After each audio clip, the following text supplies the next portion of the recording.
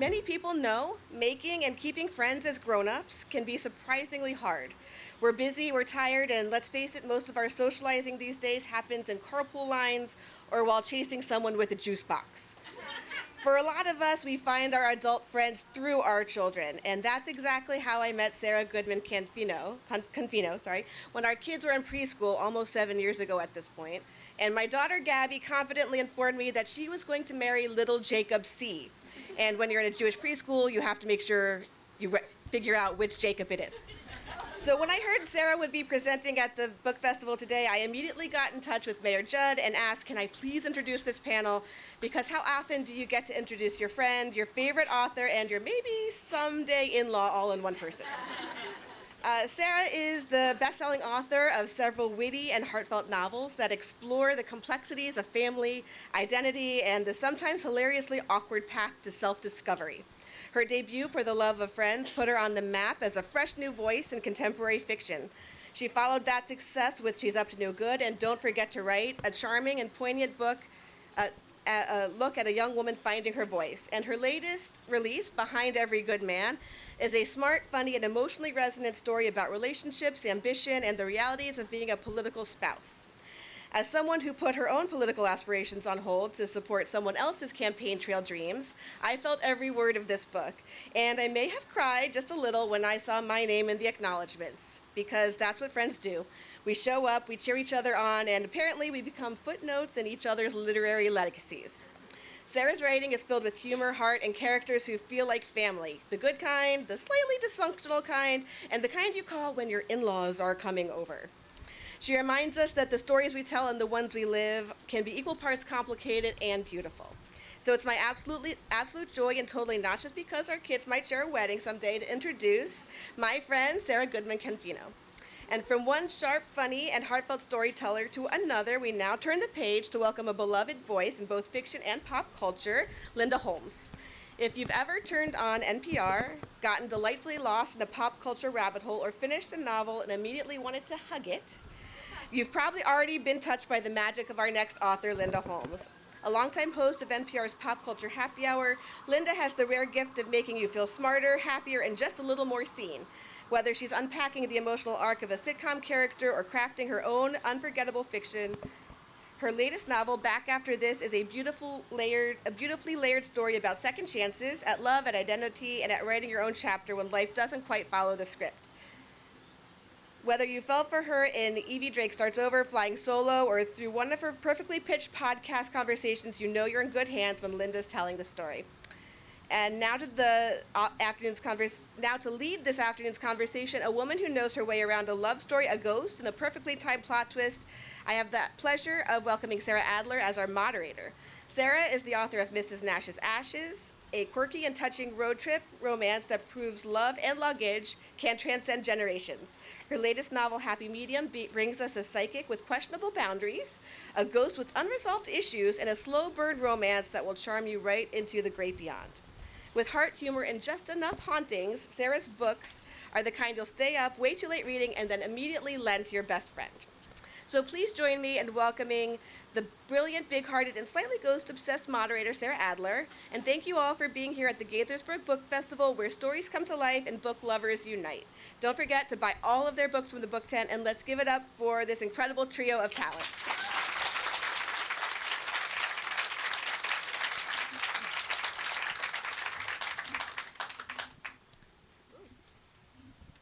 Hello, everybody. Thank you so much for being here with us today on this warm, kind of breezy. Surprisingly, it's May. I don't know. It feels kind of like June already. But we've heard about you guys, and I was going to introduce your books, and then I realized I'm in charge, so I don't have to. I can tell you guys to do it. Can you give us an elevator pitch for your latest releases? Sure, I'll go first. Hi, everyone. We are here today to talk about Behind Every Good Man. You know, it's funny, I've got another one coming out in August, so I'm kind of like, wait, which book are we talking about again? But Behind Every Good Man is set in the D.C. area, in fact, the Maryland suburbs, like we are now, in 1962, and it focuses on Beverly Diamond, the perfect wife and mother. Her husband is running a Senate re-election campaign for a sitting senator. and she catches him cheating with his secretary, the ultimate cliche. And everyone kind of tells her, oh, that's what men do, and she's not having it. She kicks him out, and he threatens her that he's going to sell the house, which he can't do, but she doesn't know that. And she says, I'm going to get a job. And he's like, what are you going to do? You didn't even finish college. Well, her father is a retired congressman. She's been around her husband her whole marriage. And she goes to the opposing candidate and says, if you want to win this thing, I'm your new campaign manager. And it's a lot of fun. All right. So my book that came out in February is called Back After This. And it is about a podcast producer whose name is Cecily. And she has been a producer for a long time. She's interested in maybe hosting. She's interested in having her own project. And she gets the chance to do it, but her boss says, I got great news for you. I want you to host a show. But I want you to host a show where we hook you up with a dating coach and she sets you up with a bunch of blind dates. And she sort of thinks that sounds like the worst thing ever in the world. But career-wise, it seems like maybe it's the thing to do. And so she connects with an influencer whose name is Eliza and starts down this road of kind of being coached to try to meet someone. But then one day, while she is walking down the street, she sees a gigantic dog. And eventually, the gigantic dog leads her to meet a guy whose name is Will, who is sort of a photographer and kind of freelance guy. So she's sort of trying to figure out, do I want to continue the carefully planned thing with the coach and make the show, or do I like the guy that I just met walking down the street because he happened to be chasing a dog? So that's the book, I think. So despite being fiction, these are stories that both seem to kind of be love letters to different aspects of your lived experience. So Linda, like with your audio background in the DC setting, and Sarah with the close-knit Jewish community in the Maryland suburbs, did writing about things and places you know so well come easily? Or was there kind of an extra element of pressure in some ways to write something so close to home, literally and figuratively? Yeah. I would say, it was easier in a lot of ways writing about something that I do have a lot of experience with, although, it's not exactly reflective of my experience. I'm not a producer. I've only been a host. I just admire producers and watch them work. In terms of DC, my last two books were both set in Maine, and I felt like if you write a third book set in Maine, then you're a person who writes books about Maine. So I wanted the book to be set somewhere else, and I really like DC, and I think it's an underappreciated city and area and setting. So I liked the idea of setting it, it's not going to be in Brooklyn. It's not going to, I love Brooklyn too, by the way. But yeah, I thought I would just set it in DC, and I liked, there's little DC things in there. There's an explanation of the Height of Buildings Act and why we don't have skyscrapers. I love putting stuff like that in books. So yeah, it was fun. So because mine are technically historical, and I'm going to offer my blanket apology to anyone of a certain age for calling the 60s historical. That's my publisher, not me. I do know a girl who's writing a historical fiction set around 9/11, and I was like, get out. Absolutely not. You can't do that. But because they're historical, a lot of what's going on, I obviously was not alive in 1962, so I've been able to use my family for a lot of the research for that era, and I love finding out different things that I didn't know about the era. So if you saw the interview with My MC Media, one thing I talked about, I didn't know that Woodmont Country Club used to be in Bethesda, where NIH is, and that's why we have Woodmont, is it Avenue? I never remember what the street is. That was really interesting. I didn't know things like that. So some of it was still around when I was a kid. Montgomery Donuts. Growing up Jewish, you didn't get Dunkin' Donuts for a sleepover. You got Montgomery Donuts at the time. Things like that. And I just have a lot of fun with that. Now, part of it, I was still teaching while momming and writing, and so we were setting it where I am because research is a lot easier when you don't have to go take a trip somewhere and learn about a new location. But I do love this area. I do have a friend from college who came to all the high holidays with me, and I saw her recently, and she cracked up at the synagogue scene and Behind Every Good Man, and she was like, I have to say, that was your synagogue and your mom, wasn't it? And I'm like, no, my mom never punched anyone at synagogue that I know of, but there was definitely some influence there. And I was like, well, yeah, you did kind of stand in that parking lot, so I do get it. You know, they say to write what you know, and I think we all do that to some extent, but we've learned to fictionalize it so our friends and family don't hate us. So you each wrote such fun, unputdownable stories. I loved both of these books so much. And part of that, I think, for me was just how lived in the characters feel. And I think that might be an inside baseball term of like, lived in, I think, in publishing terms means like they have a life beyond the page. Like you can imagine they have hobbies and likes and dislikes. And if they went to get ice cream, you would know what flavor they would get and things like that. So, and I think that applies even to your side characters that don't make that many appearances on the page. It's just like it feels like people you could really know in real life. So are you someone who deliberately sets out to do that? And do you do like character sheets, or is it something that's kind of organic, or what do you think is the secret to writing characters that feel lived in? So I describe my characters, well, the start of my books, you know, you either do character-driven fiction or you do plot-driven fiction, and mine are definitely character-driven. I like to describe it like Greek mythology. So the story of Athena and Zeus, where she's inside of Zeus's head and pounding on it until she eventually gets her way out. I get these characters stuck in my head. I don't know who they are or what they want, but they are not going to leave me alone until I put them on the page. And Beverly was very much one of those. I knew she needed a job. I knew her husband was cheating, and that was all I knew. And I didn't want her getting a job that was something that a woman would normally be doing in 1962. I wanted her doing something that a woman wouldn't be able to do back then. And it took me a little while to figure her out. I did realize once I sold the book, I knew nothing about politics of the era besides civil rights and JFK. So I bought a book on the politics of the era, and then I fell asleep reading for the first time in my life. So we had to focus more on the characters than the actual politics. But the side characters in particular are one of my favorite things to write. Because if you think about it, side characters can fall flat a lot of the time, but they are the star in their story. We're just not reading their story. So they do need to feel real. And Beverly's best friend, Nancy, is probably my favorite side character that I've written. She is a trip and a half. She's very handy. She's very, you know, she's like Bev comes over at one point. Nancy has taken the entire TV apart and is fixing it. And is like, I'm not paying for somebody to do that. I can do it and I'll pocket the money. And I had a lot of fun with those characters. They all really feel real to me, and if you don't make them well-rounded, they aren't going to jump off the page. You're going to be like, okay, whatever, that person's on talking again for no reason whatsoever. You don't want token characters like that. So that's where I go with it.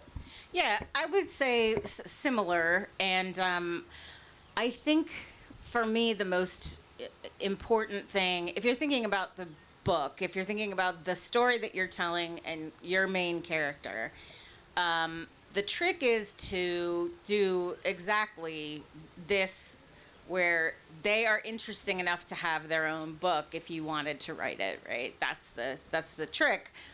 But it's all still in service of the story that you're telling, because in this book. And so to me, the most important task that the other characters are doing is they are, you know, illuminating the story of the main character. It's like they're interesting. That's the balance, right? You want them to be independently interesting, but still, you know, they are playing a role in the main character story. So, you know, for example, in this book, Cecily has a sister, and they have their own history, and they have dealt with, you know, issues involving their parents, and they have, you know, like I said, they have their own history, but the sister has her own stuff going on with her husband. She's got a story, but really what she does in this book is she challenges certain assumptions that Cecily has. She's the person, as I think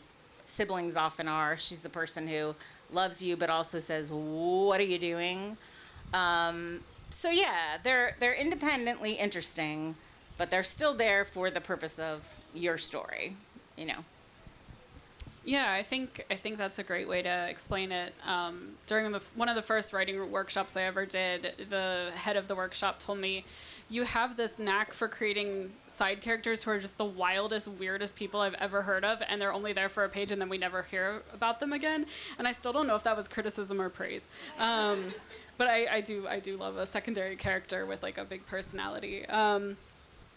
kind of related, how do you write banter? Because both of these books are just full of delicious banter that make you smile and make you really just like want to keep reading. So do you have a trick for writing banter?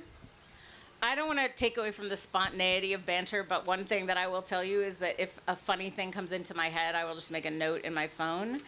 And then sometimes I will write a whole section of conversation back and forth to get to that thing that I think is really funny.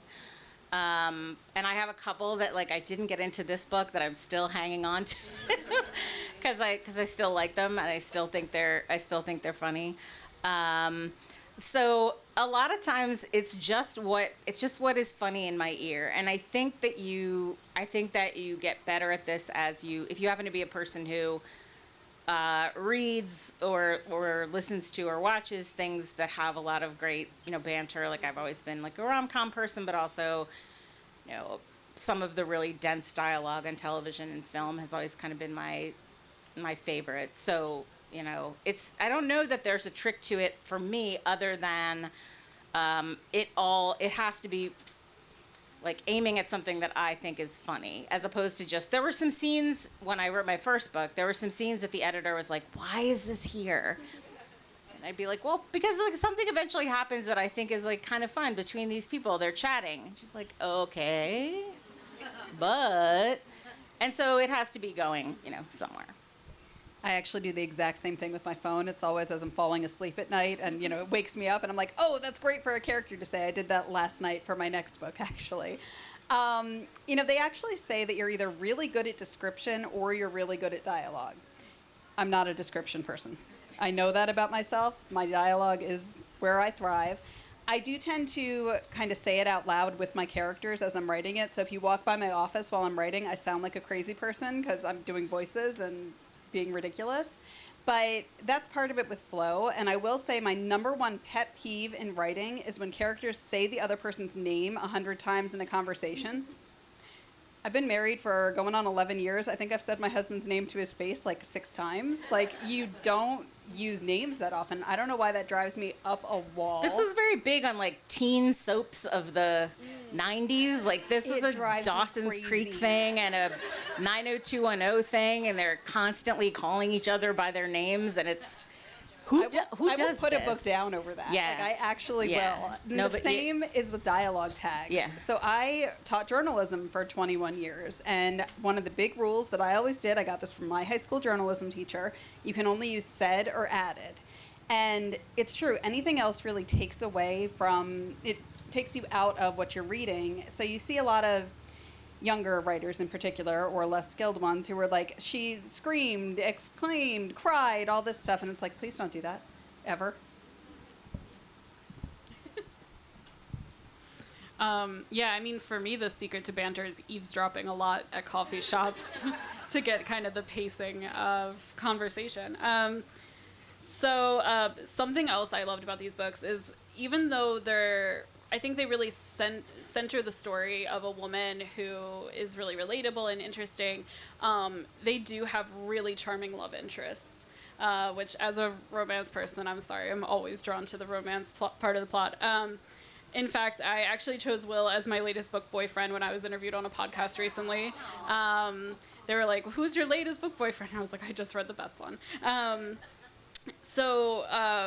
How do you write fictional men, and what makes them so good? I mean, what makes a fictional man so charming? And well, I like to joke about how whenever you watch a movie or you read a book and the two characters are just so perfect for each other, well, yeah, they came out of the same writer's brain, and it was usually a woman. Sorry. But it's funny. I actually got a handful of readers who got mad at me with this book and said that Stuart, the main male love interest best friend, would have been a better choice for Bev because enemies to lovers. And I hate enemies to lovers. Don't come at me on that one. That is not my favorite trope. So that one, it was really funny to me when people said that, because they would not be a better couple in my mind. Michael, the politician whose campaign she's working on, if you've read this book, understands Bev, but more importantly, he listens to her, which her husband did not. And that is one of the biggest, most important things to her, is feeling heard, feeling seen, feeling like she matters, and he makes her feel that way. And I think that connection is better than any chemistry she might have had with an enemies to lovers situation, in my mind. With that said, I'm not a huge trope person. I know if you're a romance reader, that is the thing. For me, it's more about making sure these two characters understand each other, understand what the other one really wants, and is able to provide that. So especially when there can be a contrast with somebody who wasn't doing that, I think that helps showcase how good these two characters are together. Yeah, I think I'm not an enemies to lovers person either, and I think that's partly because I tend to write. I have written so far women who are a little bit older. They're like at least in their like mid 30s kind of, and I sort of feel like by that point it's like no, I don't want to fight with someone unpleasant, and then be like, let's do this for such a long time. But I think for me, it's you're always just writing the beginning of a friendship at the beginning. And so a meet cute to me is just that fun feeling of meeting somebody and really hitting it off with them, whether or not you are like into them romantically. And it was a decision in this book, the original plan for this book, which was a little bit not what it ended up doing, but it was supposed to be like a very, very emphatically rom-com book. So that's why there's a series of meetings where these people just kind of keep bumping into each other. It has a very meet cute. So that's all intentional. And it has a dog. So, I just try to write a really good meeting and then work from there. That's kind of what my plan is on the love interests. And you got to have the dog. So, another thing, it's interesting because these books are very different, but there's also just so much they have in common. I guess reading them back to back will kind of highlight that. So they show us really well, both women in the 60s and contemporary. They're kind of expected to wear all these hats all the time. You have Bev, and a lot of these hats seem to be invisible to people around them, especially the men in their lives. So we have Bev, whose labor as a wife and mother is overlooked by her ex-husband, and then her mother, who's feeling overlooked by her husband, and then Cecily, who does a whole bunch more at work than her job description entails, and her boss just kind of expects it and never really gives her due for that. So, I'm not going to ask you about that because that's a societal problem. I don't expect you to solve it right now. So instead, I'm going to go silly, per usual. And what does the imaginary hat you wear while writing look like? Oh wow. First of all, I think that's a good observation. This book is very much about people's relationship with work, even though it is a book about personal relationships. What does the hat that I wear as a writer look like? Okay, so NPR sent me one time to London to cover from the street, not from inside, William and Kate's wedding. So I was out on the street with all the British people, and they were all singing God Save the Queen, and some of them were extremely drunk. So drunk.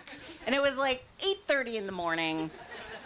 And there was a woman standing directly in front of me who had one of those, they wore them on Friends when they went to London, these tall, sort of top hat type things. It looks like a little bit like a Cat in the hat. It's like a tall hat, and it had a Union Jack on it. And it was kind of on the back of her head.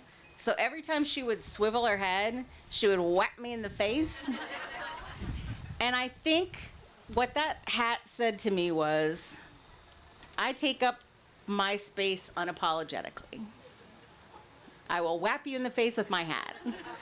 So I guess I will say my writing hat is my I will take up space apologetically hat. So it looks like the Union Jack hat that the lady hit me in the face with repeatedly at William and Kate's wedding. Bet that's not what you thought I was going to say. How do I top that answer? So For me, I could joke that I do have my grandmother's pink pillbox hat but I don't actually write in that. I did wear it to my book launch party because it's like on the cover of the book. But for me, I am wearing so many hats at every single given moment that I think it's looking more like, what was the Shel Silverstein one with like all the hats piled up? Because my two little ones, I don't know where they are right now, are going to turn 5 this week and 8. And writing while doing that, this is the first year that I'm writing and not also teaching, and trying to juggle all of the different things right now, it's a lot. So while I was teaching, which I was doing while I was writing this book, I had to pretty much write at night after the kids went to bed. They still slept back then. They'll sleep again eventually, right? Somebody tell me they'll sleep again? Not everybody's agreeing, and that's terrifying me. Okay. As long as they'll eventually sleep, I'm happy. But, writing after teaching a full day and then momming is exhausting. And so that was a lot. But the problem is, if I try to write when they're awake, you've got one ear listening for screams at all times. Because with little boys, they are cannonballing off of everything into each other, and it's interesting at all times. So my hats are very chaotic while I'm writing, and I'm trying to juggle all the things, and it's a lot. It's a little better this year now that I'm not teaching. I don't feel as much like a vampire when I'm writing, but it's still juggling a lot. And when you're working from home, especially when you're a woman, we're going back to that societal thing, you're always like, should I be putting the laundry in the dryer right now? Should I be emptying the dishwasher while you're writing? And it's a lot.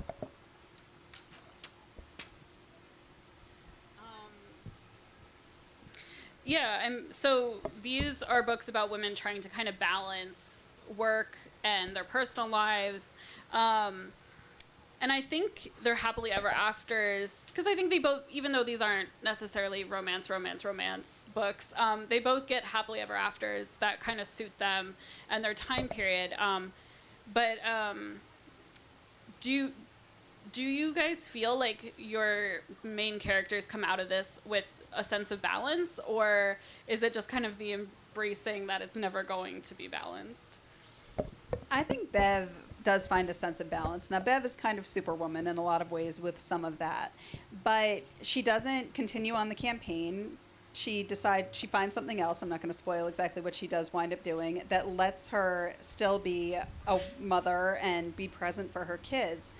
And I think that is one of the biggest struggles that mothers face today, because if you're a stay-at-home mom, you get some flack from some of the working moms, but also it's hard. I've gotten to live a little bit of both by being a teacher because I'm home with my kids in the summer.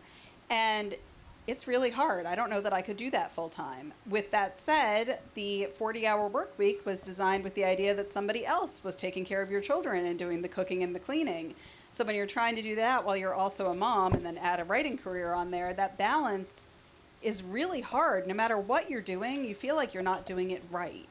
And I think Bev is able to find a good balance in there, and this is kind of the first year in my life that I feel like I'm finding a balance. Like, I'm on a crazy deadline, I'm working myself to death while my kids are in school, but Monday my 8-year-old has a zoo field trip and I'm going on that, which I couldn't have done while teaching. So that balance is really hard, and that is part of what the story is about, is trying to find that as a mother, as a woman who wants to actually have a career. It's hard.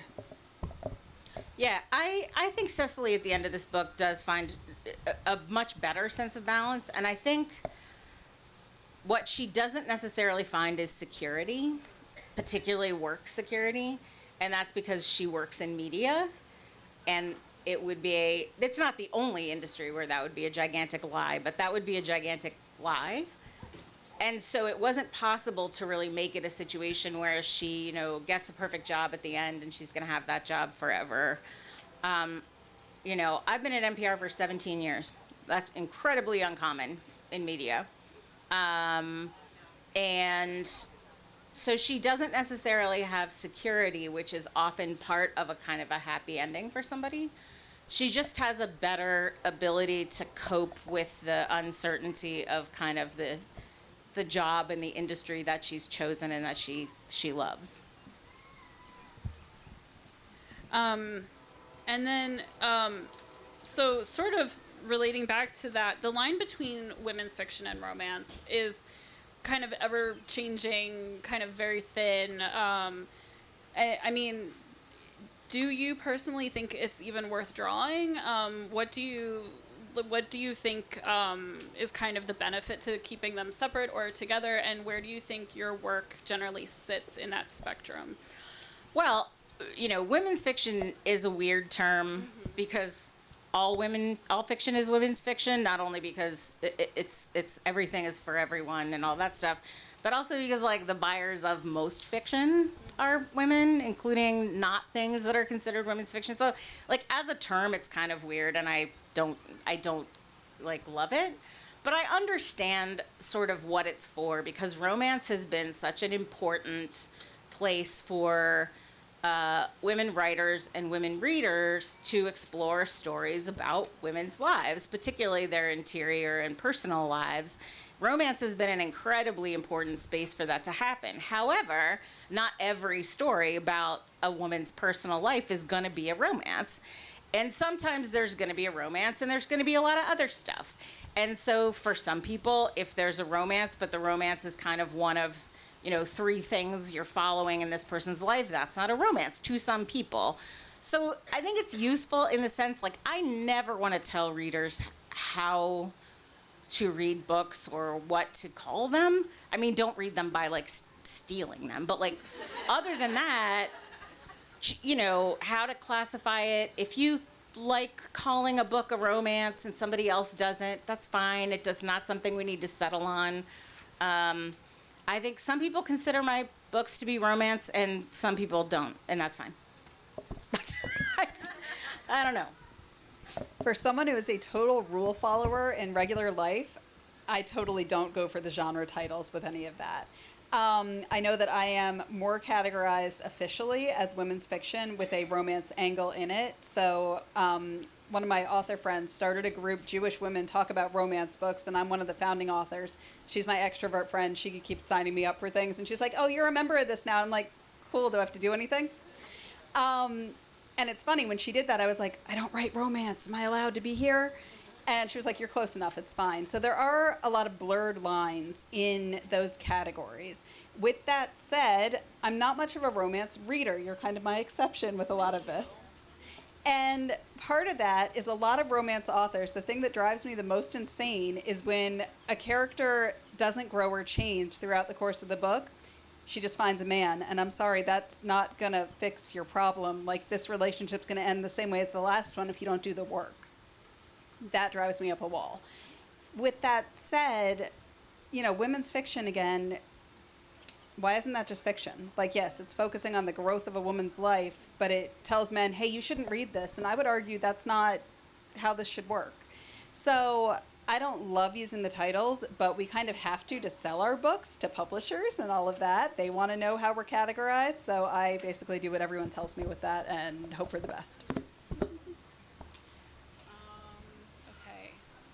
How are we on time? So we've got a minute and a half till question and answer time. Okay, I'm going to give you guys an extra minute and a half because I can just tell your questions are going to be really good, and also because I'm out of questions. Both good reasons. I have 2 questions for Linda. One really quick and silly. Who do you think is going to win the Amazing Race? Oh, the best friends, the guys, the best friends. Okay. And then the serious question. So I was wondering if you were, because your influencer is, I was wondering if it was a Pygmalion reference. If with what? her I'm name. sorry? Your influencer's name. I was wondering if you were going back to My Fair Lady and Pygmalion. Oh, no. What a great idea. I should have done that. Her name's Eliza. And her name's Eliza. It makes perfect sense. I should say yes. Yes. Good catch. No. That does make sense, though, but no. Okay, I have a question for you as well. Can you talk a little bit about how you don't describe what your women look like? Because Oh my I gosh. really love that. Yeah. So they all look like me, so thanks. Me too. And then for the 3 of you, especially Sarah too, what are you working on next? I don't describe what characters look like very much because I don't care. I don't think it's that interesting. I find that it's impossible to split the difference between wanting the person to be like attractive, but you're not describing a cliche. And it's like, also, to me, what's important in a love story, in a story of attraction, what's important is conveying how he thinks she looks, how he feels about her when they meet. That she's attracted to him is important. That she's like, ooh, that's important. But like, his hair looks like this. He has this kind of nose, right?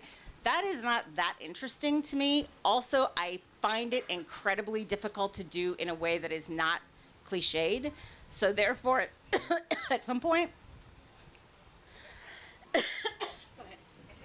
So I'm kind of the same way with that. I hate it when a character's like, oh, looking in the mirror, I admire it all. I'm sorry, women don't look in the mirror and admire. Women look in the mirror and pick themselves apart. And it's kind of true there. So what we're working on next, my next book, Good Grief, comes out August 26th. It is set in 1963. I'm having a lot of fun with that era, partially because everything looked so bright and happy, and there was a lot going on under the surface that was a little more interesting, and some of that relates to today. It opens with a 32-year-old widow. Her husband died 2 years earlier. Her mother moved in for 2 years to help her deal with the kids, get used to their new normal, and she's finally ready to do this on her own. She sends her mother home. She takes the kids to the National Zoo. She comes back, and her mother-in-law is on her doorstep with 5 suitcases, refusing to leave. So she tries to be nice at first, thinks she'll eventually go, and then realizes if she wants to get rid of this woman, she has to marry her off. Only to discover her mother-in-law seems to have the same plan for her, sometimes with the same men. It's a fun story about learning to find common differences and really figure out how to grow together through this loss that they both suffered. yeah, and I should say, next book is does exist. There will be another book. It's sort of TBD. I think it's going to be a family story. I kind of have a hankering to write a family story, so I think that's what the plan is. I have a couple ideas, but they're early enough that it's still in that jinxing phase. So. And mine is Finders Keepers. It comes out June 24th. I tried to get them to sell it here, and my publisher said a month early is too early, sorry. And that is my estranged childhood friends to lovers treasure hunt rom-com. So I'm really excited. I really love it a lot. And then looking even further ahead, in 2026, yeah, that's what year that will be. I have Wild Goose Chase, which is about a taxidermy goose and the Migratory Bird Act of 1918. And Hey, my second book has the Migratory Bird Act of 1918. it's a really cool law, and I hope it still exists by the time this book publishes. It might be in danger. But yeah, so lots of fun stuff ahead for me. Yeah, my second book has a duck decoy. So there's a story about the Migratory Bird Act and when they were manufactured and stuff like that. And thank you for doing Friends to Lovers. Yes. My question is for Sarah. One of the things I adore about your books, I fall in love with all of the characters, and I love that sometimes some of them come back and make cameos. Will there be any cameos in Good Grief? There are definitely cameos in Good Grief. So, And I have one more. This is. I was going to tell you what they were. Hang on. Oh, you are? You want to know who's coming? I didn't know if I could. Okay. Oh, yeah, in Good Grief. So actually, Bev and Stuart show up in that one for a fun cameo. Evelyn shows up in everything that I've written because she's inspired by my 98-year-old grandmother who lives in Potomac. It's a little too much walking to bring her here today, and we do have some references to Marilyn's books. Okay, the other question I have is your books always come out in the summer. Would you ever consider doing like an anthology of short stories so that we'd have like maybe one in December and one in August? You have a fun surprise coming soon. I can't tell you more than That's a genuine crowd gasp. That's not easy to do. I can't tell you what's coming, but you have a surprise coming soon. As soon as it's announced, which was supposed to be this past week, I will make sure you know. I feel like I would have to be like, my dog can play the accordion. We're waiting on Jean Meltzer to give the go-ahead to say okay. Okay, this is a question for Sarah. My book club just finished reading Don't Forget to Write, and without saying too much about the book, do you think there'll be a sequel? Because the consensus was we want to know more about some of the characters. So I pitched a sequel. It got rejected. I do have a new editor now, so I haven't brought it up to her. She is amazing, so she might go for it. The sequel would be set in 1985, so Marilyn has a rebellious teenage daughter of her own. But instead of rebelling like Marilyn did, she is rebelling by choosing to get married straight out of high school, and Marilyn isn't having that and says, come on, we'll get in the car. It's a certain convertible. And says, we're going to go up to New York and go pick out a dress for you. And then she basically kidnaps her and takes her on a road trip to make her live her life. So the only bad thing about that one, don't hate me for saying this, if I write that book, I have to kill Dan. I'm so sorry. She needs to have her own arc. It can't just be she's got a happy husband sitting at home. So, okay, but until I write it, he's Schrodinger's Dan. He's not alive. He's not dead. We can, go that way. But if I write the book, he went to Vietnam for photojournalism and didn't make it back. Sorry, don't hate me, don't hate me, don't hate me. I haven't written a word yet. This question is for whoever wants to answer it. But like the character arc or like growth in the story, is that something that you already know going into the story that you're writing, or is it something that happens organically based on like the character that you're forming in your head, I guess? I tend to know roughly where I want to end up. I kind of know what the person is trying to sort of figure out over the course of the book. But there are times when the actual, climactic events are not necessarily clear. So, yeah, the general arc of sort of what the internal conflict is and what they're trying to get to, typically I know that part. So once you've sold your first few books, you tend to sell before you write them on proposal, and you have to write an outline. I was an English teacher. The first time I had to do this, I did a very formal outline with Roman numerals and letters, and my agent looked at it and said, I don't know what this is. So I tried again. Most authors I know actually outline chapter by chapter. I am nowhere near that organized. I kind of word vomit for 4 single-space pages what I know is going to happen, and then my characters, so I know where it's going to end up. I have a fairly squishy middle because my characters don't like to behave. So if you've read Behind Every Good Man, that synagogue scene with Millie was not in the outline. She just did not behave. And don't forget to write, Dan did not show back up in my outline. He didn't behave. He just knocked on the door one night, and I was like, oh, you're here. Okay, we'll run with this and see what happens. So I think my publisher would probably like if I was a little more organized, but I'm not there. And for me, I also have a general idea because they expect me to nowadays. But it is very much a very, very basic thing that then my editor has to make me do better and better and better through each round of revision until it's actually more than just and now everything's good. So yeah, I think a lot of us, even if we are plotters, a lot of us are forced to be plotters to sell books now. There's a lot of figuring out as you go and kind of nudging you further and further by editors to get you to a good character arc, I think, for me at least. Hi, this question is for all of you. I have 2, actually.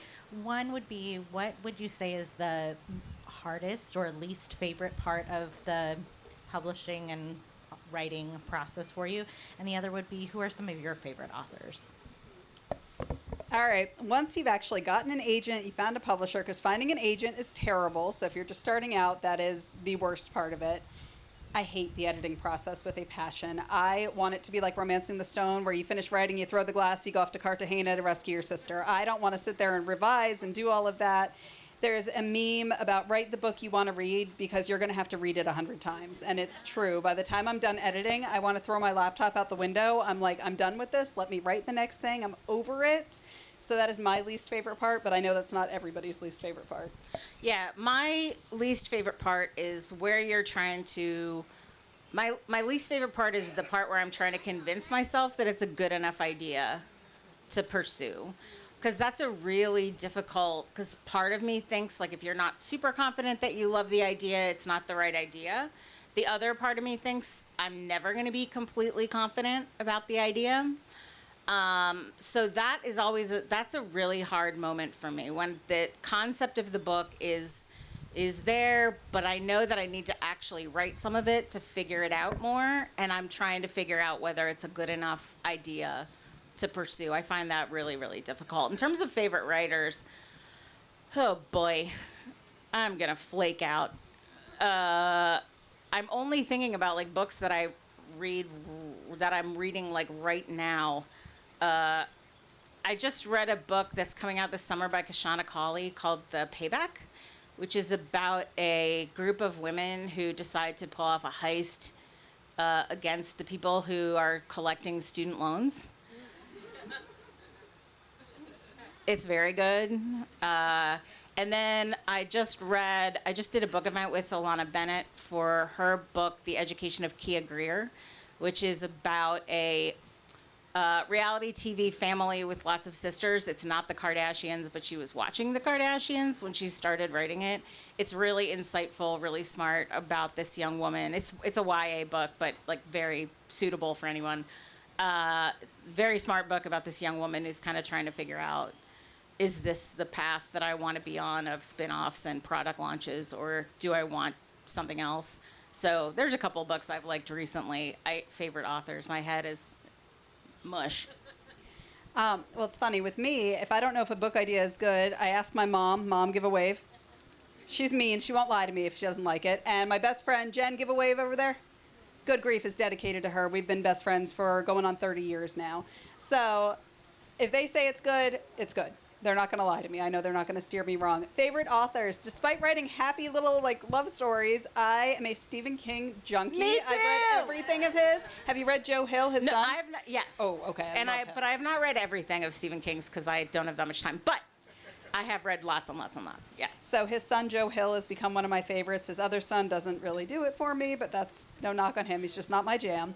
I love a lot of the classics. I love that we're in the F. Scott Fitzgerald Pavilion because he's my all-time favorite.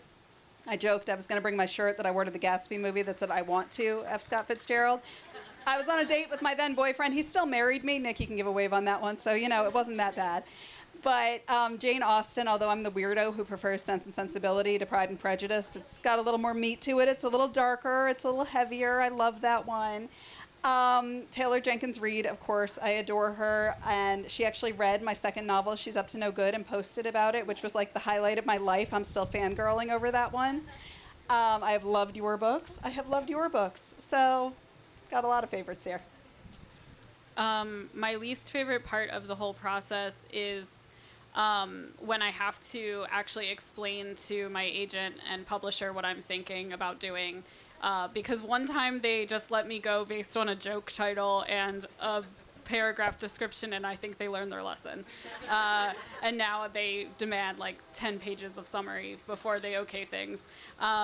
So that's the hardest part for me, is making sure my premise is actually also a plot, and it's not just going to be a premise that I lose a couple chapters in. You should text my mom next time. She'll tell I you. will. I'm gonna start doing that. She should start charging consulting fees. Mom, there's your retirement job. And some of my favorites, Jennifer Cruzy is kind of my go-to. I love her rom-coms so much. If she ever acknowledges my existence, I might die on the spot. Yeah.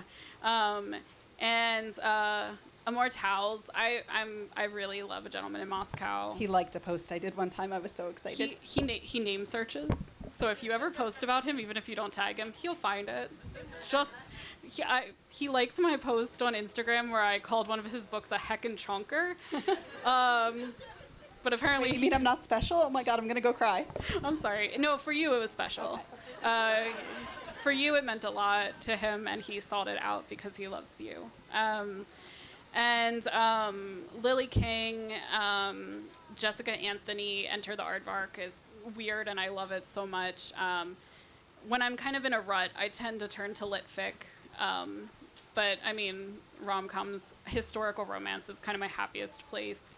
Meredith Duran, Lisa Kleypas, Julianne Long, just kind of Beverly Jenkins. I don't know. I love that there's so much of it, too. Find a series that's like 20 books long and just lose yourself for a while. I left out Beatrice Williams, who totally thinks I live in the bushes outside her house, but it's fine. Yeah. You're all Thank you so much, everybody. Thank you. Thank you.